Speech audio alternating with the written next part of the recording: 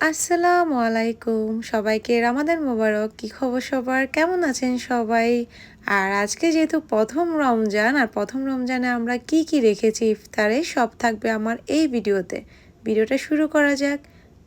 এবারের রমজানটা আমার জন্য 4 বছর আগে যেমন ছিল সেম ওরকমই, কারণ আমি আমার বাবার বাড়ির সাথে এবার রোজা পালন করতেছি, প্রথম রোজাগুলা।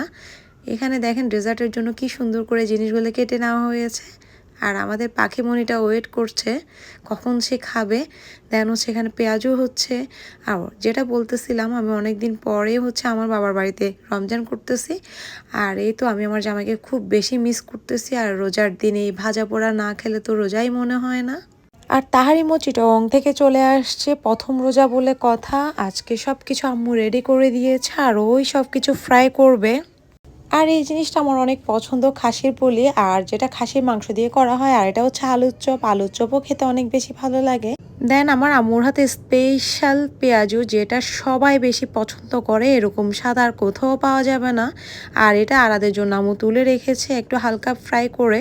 আর এটা হচ্ছে চিকেন বেগুনি, যেটা আমার কাজিন নাম দিয়েছে, কারণ ভিতরে চিকেন। আর এটা হচ্ছে পিওর বেগুনের বেগুনি। আর এখানে আম্মু বুদ্ধি করে গরম থাকার জন্য হটপটে রেখে দিয়েছে, যাতে আমরা গরম গরম খেতে পারি। আর এখানে রেখেছে বক্সে সুন্দর করে ধুয়ে টুয়ে খেজুর, যাতে যে কোনো সময় নিয়ে খাওয়া যায়। এখানে ফুফির স্পেশাল সালাদ হবে। আর এখানে ছিল পাটিসাপটা। আর যে জিনিসটা মেন, সেটা হচ্ছে চিড়া।